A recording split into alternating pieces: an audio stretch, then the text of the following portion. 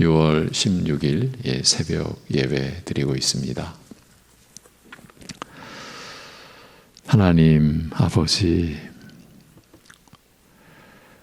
만물의 주인이시며 모든 호흡하는 존재들의 근원이 되시는 하나님께서 이 그리스도 안에서 양자의 영을 우리에게 내려주셔 하나님을 아바, 아버지라 부르며 섬기며 예배하며 우리의 모든 것을 맡겨 의지하며 살게 하여 주심을 감사드립니다.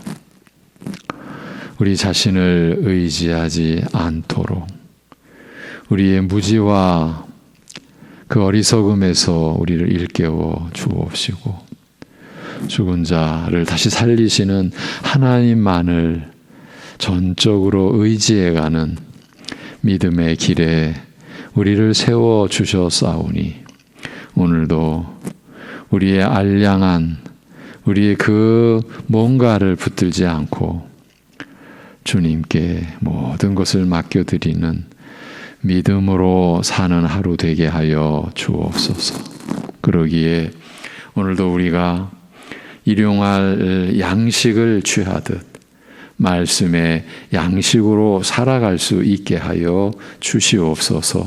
예수님의 이름으로 기도하옵나이다. 아멘. 고린도전서 1장을 보고 있습니다.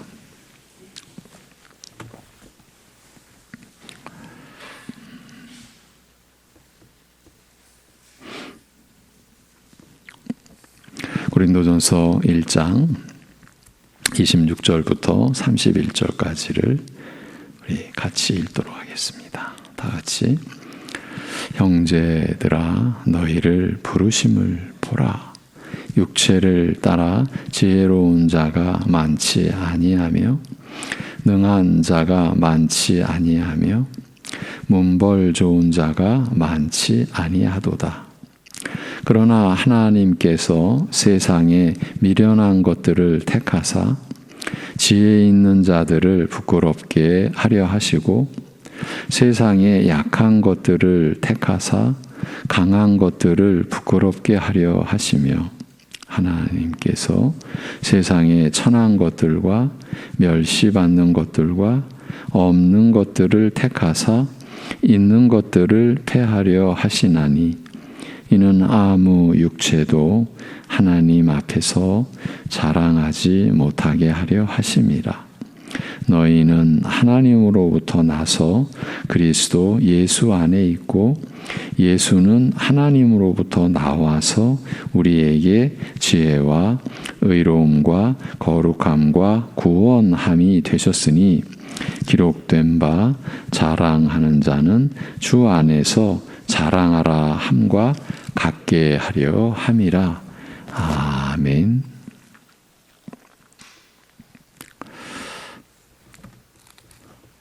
자신을 위해 살지 않아야 한다는 중심을 우리가 갖기 위해서 우리가 어디에서 넘어졌는지 그리고 무엇이 우리로 하여금 자신을 위해 살게 하는지 왜 자신을 의지하게 되는지를 확인해야 한다는 일념을 가지고 관련 구절을 살피고 있습니다. 그런 점에서 오늘 본문이야말로 우리의 겉이 아닌 속을 들여다보게 해주는 결정적인 구절이라고 보고 계속해서 살피고 있는 중입니다. 신자된 우리가 십자가에 못 박힌 그리스도를 자신의 구주요 주로 받고 믿는다는 것은 오직 부르심을 받은 자들이기 때문이라고 고린도전서는 증언합니다. 십자가에 못 박힌 그리스도께서 우리를 구원하신 하나님의 능력이요 하나님의 지혜가 되신다라는 것이 믿어진다는 것은 그 은혜를 우리가 붙잡는다라는 것은 하나님의 부르심을 받지 않은 상태에서는 있을 수 없는 일이요 일어날 수도 없는 일이라는 것입니다. 이런 사실을 기록해 놓은 사도 바울은 더 나아가서 하나님께서 어떤 자들을 부르셨는지 어떤 자들을 택하셨는지에 대해서 설명을 합니다. 얼마나 놀라운 내용입니까? 어쩌면 이 세계 안에서 가장 비밀스러운 이 얘기를 바울이 하고 있는지도 모릅니다. 자꾸 그렇게 여겨집니다. 이보다 더 신비로운 비밀스러운 내용이 있을까 싶은 거죠. 따라서 이 기록된 본문 말씀 안에서 우리 그리스도인들은 자신을 이 말씀으로 찾아야 되고, 또 이 본문 구절 안에서 우리 그리스도인들은 자신을 발견할 수 있어야 한다라고 했습니다. 자신이 누군지를 말입니다. 도대체 하나님의 사람으로 부르심을 받은 우리 각자의 모습이, 자신의 정체가 어떤 것인지를 이 말씀에서 확인해야 한다는 뜻입니다. 이 점은 아무리 강조해도 지나치지 않을 내용이라고 여겨집니다. 이 확인은 우리의 신앙생활 전체와 연관되어 있기 때문입니다. 일부분이 아닙니다. 우리의 전부, 우리의 삶 전체와 연관되어 있기 때문입니다. 우리 자신을 잃어버려서 우리 자신의 본 모습을 제대로 알지 못해서 하나님의 말씀을 받지 못하는 경우들이 너무 많고, 그런 만큼 우리의 삶이 헝클어져 왔기 때문입니다. 간단하게 입증해 드리면, 우리가 하나님의 말씀을 판단하는 일을 얼마나 많이 했습니까? 아니, 그 말씀이 나를 판단해서 나를 살리려 하는데 우리는 내가 그 말씀을 판단하는 거예요.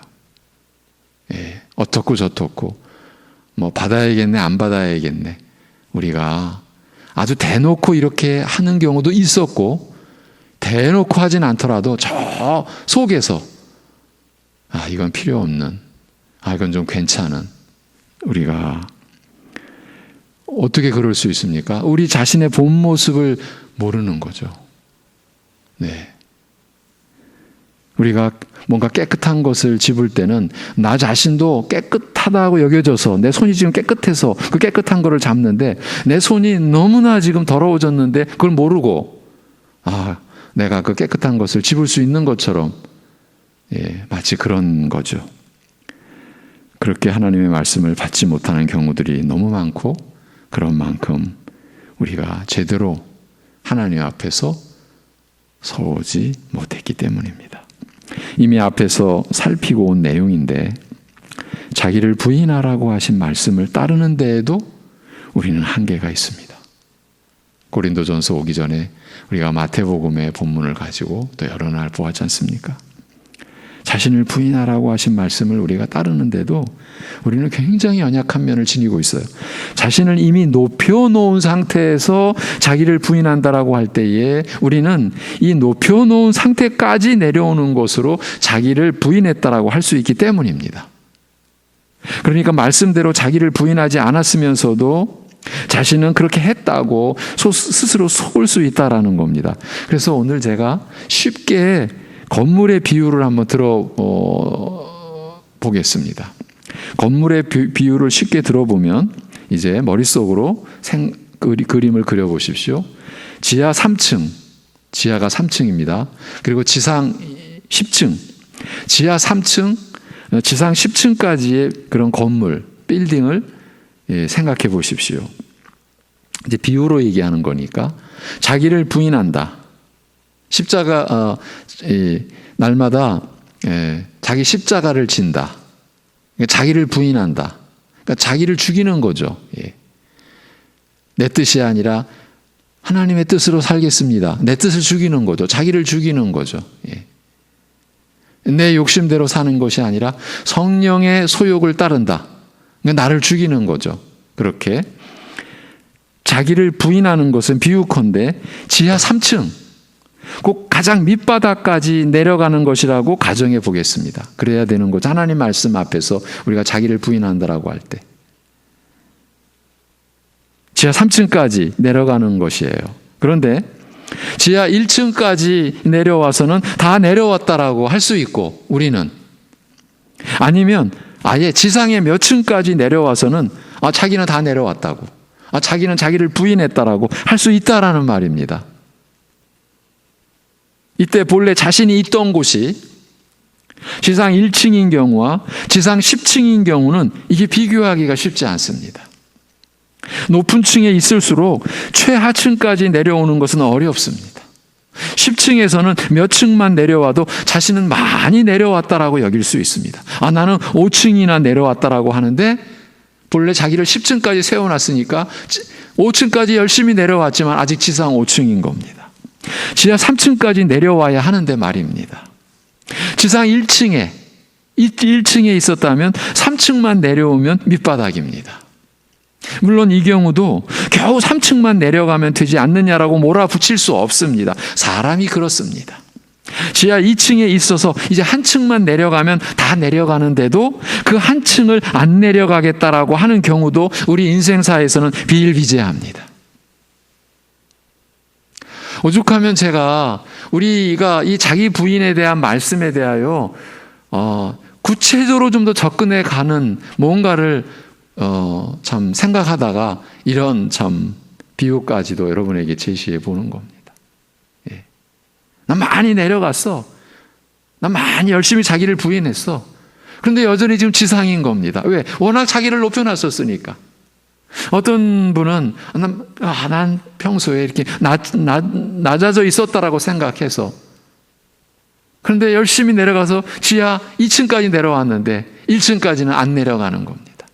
최후의 보루. 그래도 이것만은 내가 붙들고 나 자신을 붙들고 있어야지. 그거 못 놓는 겁니다.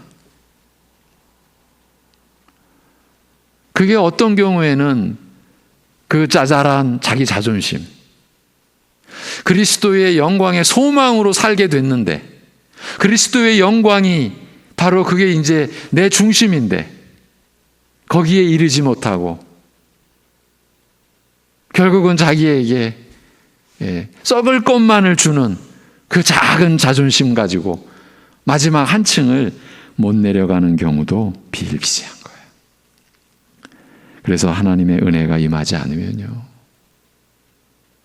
성령의 역사하심이 아니면요, 자기를 부인할 수 없는 게 우리의 형편이요, 우리의 실력인 거예요. 우리의 실력. 그러니까 워낙 높여놔가지고 열심히 내려왔는데 지상 3층이에요. 지하 3층까지 가야 되는데 자기는 지상 3층에서 난 다 내려왔어. 어쩌면 우리가 그러고 살고 있는지도 모른다라는 거예요. 그래서 우리 자신을 말씀 안에서 찾아야 한다고. 이게 평생입니다. 본문의 말씀을 통해서 자신의 모습을 확인해야 한다라고 그렇게 강조하는 것이에요.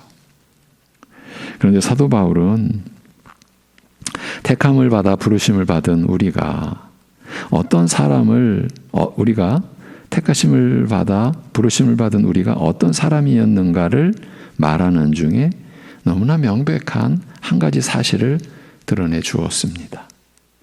사람 중에 누군가를 택하시는 하나님의 그 행사에 담겨 있는 뜻을 밝혀놓은 것이에요. 이는 아무 육체도 하나님 앞에서 자랑하지 못하게 하려 하심이라는 것입니다. 예. 방금 전 그 빌딩의 비유를 가지고 말하면, 우리 신자들의 경우라면 나 1층까지 내려왔습니다. 그리고 자랑하고 있을 수도 있어요. 그러지 못하게 하려 하심이라. 어떤 분은 나 지하 2층까지 내려왔습니다. 아직 하나님 앞에서 자신의 죄가 얼마나 더럽고 무서운지를 아직도 모르고 있는데 자기는 내려왔다라고 그렇게 자랑하고 있을 수도 있어요. 그 모든 것 다 담아서 하나님 앞에서 자랑하지 못하게 하려 하심이라. 이 구절을 반대편 쪽에서 바라보면 이 세상이 하는 짓은, 즉 스스로 지혜롭다고 여기고 스스로 강하다라고 여기는 자들이 하는 짓이란 다른 게 아니고 하나님 앞에서 자신을 드러내고 자기를 자랑하려는 것이라고 한 겁니다. 이 점에 대해서도 성경에는 이미 밝혀놓은 내용이 있다고 했죠.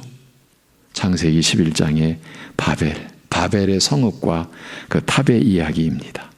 그때는요, 이렇게 민족이 흩어져 있지 않았어요. 구음이 하나라, 언어가 하나였어요. 너무 신기하죠? 인류는 원래 그랬었어요. 오직 하나의 언어로 하나의 족속을 이루고 있었던 이들이 한 일이란 이것입니다. 자, 성읍과 탑을 건설하여 그 탑 꼭대기를 하늘에 닿게 하여 우리 이름을 내고 온 지면에 흩어짐을 면하자 하였더니 이것입니다. 노아 시대의 홍수로 인한 심판을 겪은 후 하나님의 은총으로 다시 번성한 인류가 한 일이 고작 이것입니다. 정신을 차린다고요? 여러분, 하나님의 은혜가 아니면, 성령의 역사가 아니면, 말씀이 우리를 비춰주시지 않으면 우리는 평생 영원히 정신 못 차립니다. 그게 죄의 위력입니다. 그게 죄의 지금 깊이와 두께입니다.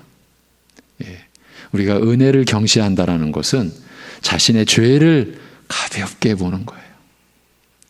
십자가에 못 박힌 그리스도를 평생 찬양하면서도 우리는 그 찬송하는 그 깊이가 아주 경박할 수 있어요. 왜?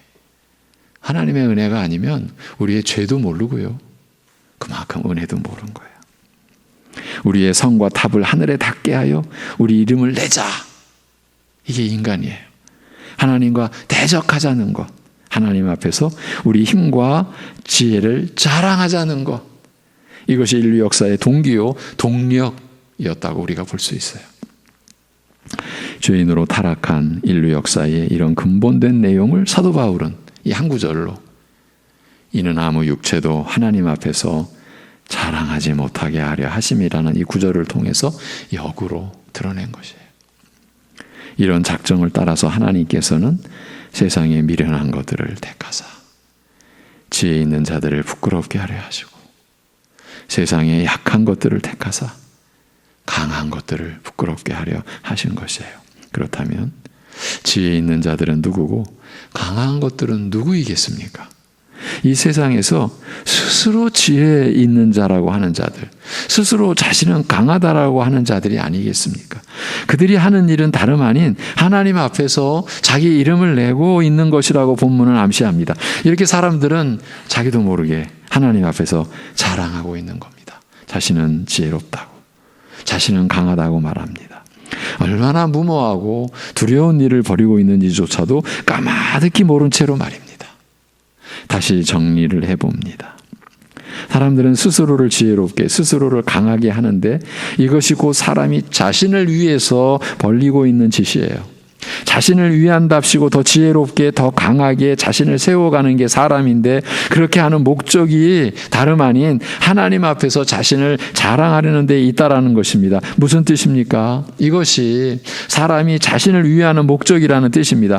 이 사실이 이 대목에서, 이 말씀에서 밝혀진 것입니다. 이는 아무 육체도 하나님 앞에서 자랑하지 못하게 하려 하심이라는 말씀의 의미가 이렇게 깊고 광대한 것입니다. 하나님과 원수가 되어 하나님만을 대적하는 인간들은 하나님 앞에서 자신의 것을 가지고 자랑하며 하나님을 비웃고자 하는 것이에요. 하나님을 경멸하고자 하는 것이에요. 우리는 이렇게 스스로 지혜롭게 살고 있다고, 이렇게 스스로 강하게 살고 있지 않느냐라고 하며 하나님을 비웃는다는 말이에요. 그러니까 이런 거죠. 당신 없이도 우리는 이렇게 살 수 있다고, 이렇게 강할 수 있다고, 이렇게 지혜로울 수가 있다고, 이 인류가 이루어 놓은 걸 보라고. 여러분, 이것이 이 역사의 진상이에요. 사람들이 역사를 이루어가는, 사실은 이 역사를 이루어가는 것도 지금 하나님의 허락하심인데, 하나님께서 지금 이 세상을 보존해 주시는 건데, 해가 뜨고 또 지고 새벽에 이슬이 온 땅을 채우고 구름과 비를 내려주시고 이 모든 게 지금 하나님께서 이 세상을 보존해 주시는 건데, 그런 은혜는 아예 까마득하게 모른 채 하나님을 비우는 거예요. 우리는 이렇게 살고 있다고. 이것이, 이런 모습이 사람들이 살아가는 이 세상, 이 세계인 것이에요. 그래서 사도 바울이 갈라디아서 1장 4, 5절에서 그리스도께서 하나님 곧 우리 아버지의 뜻을 따라 이 악한 세대에서 우리를 건지시려고, 이 한 구절에 너무나 놀라운 복음의 이 진술이 지금 전개가 돼요. 그리스도께서 하나님 곧 우리 아버지의 뜻을 따라, 우리를 왜 구원하셨지? 아버지의 뜻을 따라해요. 어디서? 이 악한 세대에서. 어떻게 하시려고? 우리를 건지시려고. 그럼 어떻게 하셨느냐? 우리 죄를 대속하기 위하여 자기 몸을 주셨으니. 영광이 그에게 세세토록 있기를 기원한다라고 그 갈라디아서 1장 4, 5절에서 바울 사도가 말을 합니다. 하나님을 섬기는 것도 다른 복음을 가지고 하나님을 예배한다라고 하는 갈라디아 교회를 향하여 바울 사도가 무서운 책망을 하기 전에 우리가 받은 은혜를 이렇게 한 구절 안에 집약해서 그리스도께서 하나님 곧 우리 아버지의 뜻을 따라 이 악한 세대에서 우리를 건지시려고 우리 죄를 대속하기 위하여 자기 몸을 주셨으니 이것이 우리가 유일한 살 길 아니냐, 이것이 복음이 아니냐, 이것이 우리가 입은 구원의 은혜가 아니냐. 그러니 영광이 그에게 세세토록 있기를 기원한다. 그 얘기는 뭡니까? 우리가 이렇게 악한 세대에서 건진받아 그 그리스도의 영광에 참여한 우리 자신도 생각하고 바울 사도가 우리가 그 영광에 들어간 자 아닌가. 여러분,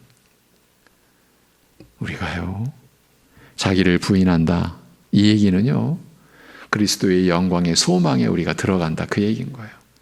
내가 펄펄 살아서는 그리스도의 영광에 들어갈 수가 없어요. 그래서 바울 사도가 한결같이 그러한 말씀에 인도를 하고 있는 거예요. 이 악한 세대에서 우리를 건지시려고.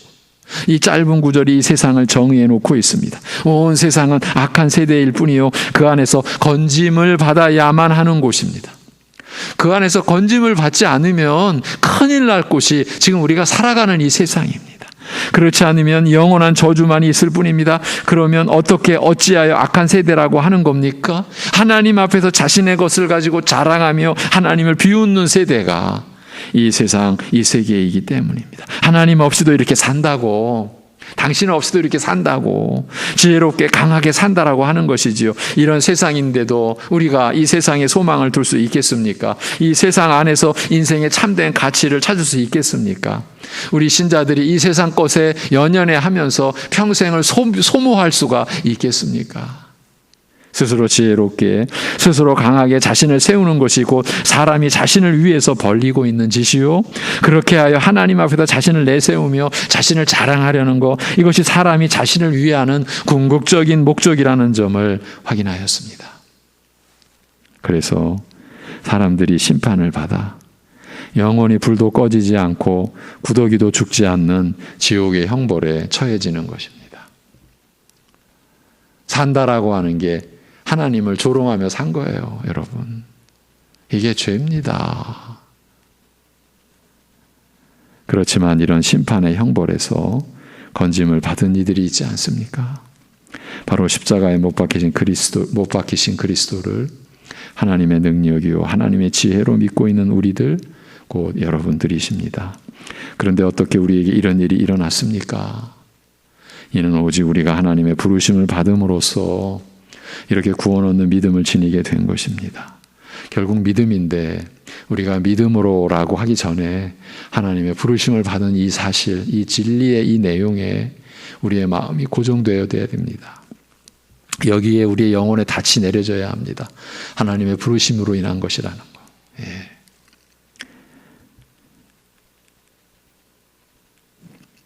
오직 우리가 하나님의 부르심을 받음으로써 이렇게 구원 얻는 믿음을 지니게 된 것입니다. 달리 말하면 하나님께서 우리를 택하시고 불러주셨기 때문입니다. 이것이 고린도전서가 증언하는 내용입니다. 지금 고린도 교회가 현실적으로 싸우고 있거든요. 교회가 분열됐어요. 너는 바울파냐? 나는 베드로파야. 너는 아볼로파냐? 잘들 한다. 나는 그리스도파야. 지금 이렇게 된 이 상황이 바울 사도가 성령 안에서 보는 관점은 그저 교회가 좀 고린도 교회의 교인들이 성격이 괄괄해서 그런 게 아니고 교회라는 하나님 나라라는 근본에서 일어난 문제, 그거를 지금 고린도 교인들에게 파헤쳐 주면서 그들을 다시 그러면서도 그렇게 싸우는 그들을 거룩한 성도라고도 부르거든요. 이게 하나님의 뜻이니까. 그들을 세우기 위하여 지금 이런 말씀을 주고 있는 거예요. 너희가 부르심을 받아서, 근데 부르심을 받은 너희가 어떤 존재인데 지금 그 짓들을 하고 있냐. 그런 내용이에요. 지금 고린도전서의 현실은요. 이게 다 자기를 위하는 모습. 자기가 기준인 거예요, 지금. 고린도전서가 증언하는 내용이 이것이에요. 오직 부르심을 받은 자들에게는 유대인이나 헬라인이나 그리스도는 하나님의 능력이요 하나님의 지혜니라 라고 하시는 거예요. 지금 게바파라, 베드로파라, 바울파라, 아볼로파라, 그리스도파라 라고 말하는 너희들이 지금 그 파에 들어가서가 아니라 오직 부르심을 받은 자들에게는 유대인이나 헬라인이나 그리스도는 하나님의 능력이요 하나님의 지혜니라고 하시는 거예요. 우리가 교회를 출석하게 되고요, 말씀을 믿게 되어 예수님을 자신의 구주요 주로 영접하는 이 모든 과정이 하나님의 부르심을 받음으로써 이루어지는 일이라는 것이에요. 한마디로 하나님의 부르심이 아니었다면 십자가에 못 박힌 그리스도를 받아들일 수 없었다는 뜻이에요. 하나님의 부르심을 받은 자들에게만이 십자가에 못 박힌 그리스도가 하나님의 능력이요 하나님의 지혜가 되신다라고 하는 것이에요. 그렇다면 우리가 하나님의 부르심을 받지 못했다면 어찌 되었을까요? 십자가에 못 박힌 그리스도께서 우리의 죄를 사하시고 우리를 구원하신 하나님의 능력이요 하나님의 지혜가 되신다라는 것을 우리도 받아들이지를 못하고 믿지도 못했을 것이라는 말이에요. 안 믿어지는 거예요. 믿으려고 해도 사실은 안 믿어지는 거예요. 사실 이런 표현은 좀 조심스럽습니다. 한 가지를 강조하려다 보니까 믿어보려고 해도 안 믿어진다. 사실은 믿어보려고 하는 것은 이미 우리가 그 영혼이 깨어나서 하나님을 의식한다라고 하는 이 차원도 우리가 또 간과해서는 안 돼요. 그래서 사람들이 이렇게 이제 우리 장로교회를 조롱할 때 저것들은 하나님의 주권과 하나님의 선택을 저렇게 강조하니까 내가 믿어보려고 해도 안 되는 거 아니야? 그럼 굳이 노력할 필요가 뭐 있어? 이렇게 우리를 조롱하거든요. 그때 우리가 할 수 있는 말, 사람은 하나님을 알려고 하지 않아. 믿어보려고 하지를 않아. 그게 인간이야. 그런데 나 믿어보려고 하는데 라고 하면 그게 진실이라면, 조롱이 아니라 진실이라면 자네는 이미 하나님의 은혜 안에 들어와 있는 거야. 우리는 이렇게 말해줄 수가 있는 거죠. 돌아와서, 그러니까 하나님의 택하심과 부르심이 아니었다면 우리에게도 구원의 길은 없었다. 아예 존재치 않았다라는 것이에요. 심판의 저주를 벗어날 길이 없었다. 방법이 없었다라는 말이에요. 그러니 우리에게 무슨 할 일이 있었겠습니까? 길이 없는데, 어떤 길도 허락되지 않는데, 그리고 방법이 없는데 우리가 무슨 할 일이 있다라고 하겠습니까? 지금 우리가 무슨 얘기를 하고 있는 중입니까? 오늘 본문에서 고린도전서 1장에서 우리 자신을 찾아보자, 우리가 누군지를 확인하자라는 얘기를 하는 중이에요. 그런데 먼저 우리의 구원은 하나님의 부르심, 곧 하나님의 택하심으로 인하여 일어났고 이루어졌다라는 내용을 또 짚어보고 있습니다. 그렇다면, 즉 부르심으로 되는 거라면 우리는 스스로는 아무것도 될 수 없고 우리 스스로는 아무것도 할 수 없는 존재라는 거예요. 하나님 앞에서는 말입니다. 바로 이 점을 성경 전체가 증언하고 또 가르치고 있습니다. 그러니까 성경은 이렇게 우리 자신을 볼 수 있도록 하는 것입니다. 우리 자신의 이 면을 보아야 한다라는 것입니다. 여러분, 구약의 이스라엘 역사를 보십시오. 열왕기 상하를 보십시오. 자신들이 뭘 한다라고 했을 때 어떻게 됐습니까? 기가 막히게 하나님을 외면하고 하나님을 대적하고, 우리가 열왕기 상하를 보아나가면서 이쯤 되면 좀 정신을 차리지 않을까 하는데 여전히 우상을 숭배하고, 아니 또 우상을 숭배하고 있네, 또 그렇네. 그럴 때 그 모습이 우리의 모습이라는, 나의 모습이라는 거예요. 하나님의 간섭하심이 아니었으면 우리가 뭔가를 해보려고 할 때 또 우상을 또 세우고, 아예 나중에는 성전 안에다까지. 이거 너무 기가 막힌 거예요. 우리 지금 예배를 여기 드리는데 여기에 무슨 어느 짐승의 상, 무슨 어떤 이상한 형상.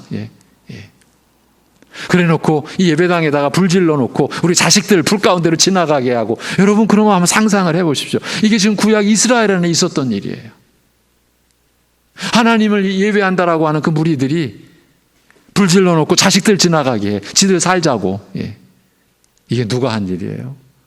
사람들이 한 일이에요. 자기가 뭘 해보겠다고.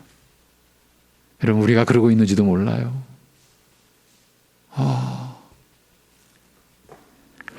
이런 내용만을 가지고도 어느 정도는 우리 자신을 돌아볼 수 있습니다.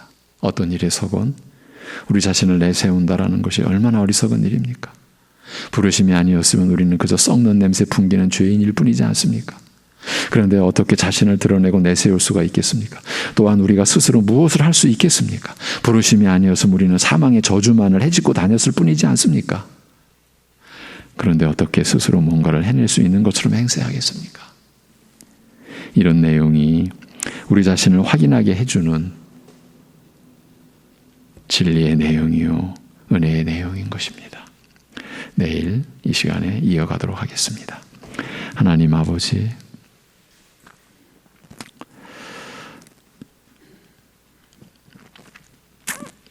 이 진리의 이 생명의 빛으로 충만한 은혜의 거울 앞에서가 아니면 우리 자신을 볼 수 없기에, 이제 그러한 깨달음 우리에게 허락하여 주셨기에 우리의 진짜 모습, 바로 그러한 모습을 가지고 우리가 하나님께 택함과 부르심을 받은 바로 그 모습, 그 모습 우리가 알고자 합니다. 하나님 아버지, 사실은 어쩌면 두렵기까지 합니다. 우리의 진짜 모습을 볼 때에 감당치 못할까 봐 하는 두려움도 있습니다.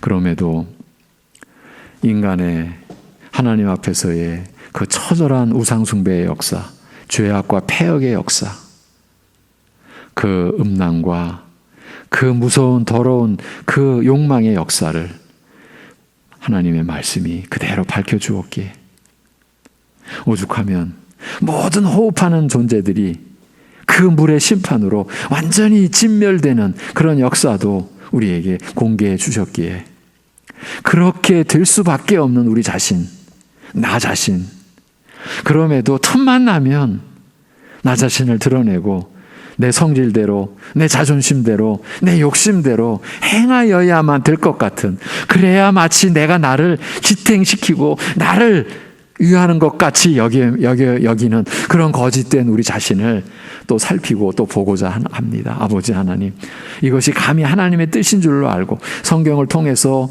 우리가 알 수 없었던 우리 자신, 욕망의 화신으로, 그리고 불순종의 아들들의 영을 따라서 그야말로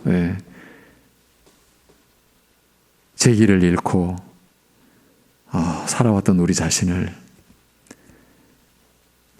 보아야만 우리를 향하신 하나님의 사랑이 어떤 것인지, 하나님의 은혜가 도대체 무엇인지를 알 수 있기에 하나님의 뜻을 쫓아 우리 자신을 보고자 하는 우리를 긍휼히 여겨주시고, 그리하여 우리가 겸손한 척하며 사는 것이 아니라 진정 온유하시고 겸손하신 그리스도를 닮아 하나님 앞에서 겸손에 이르러가는 자로, 온유함을 이루어가는 그 형상을 세워가는 자로 사랑하는 우리 새벽 예배 가족들, 이 말씀에 참여하는 주의 백성들을 주께서 긍휼히 여겨주시고 인도하여 주옵소서.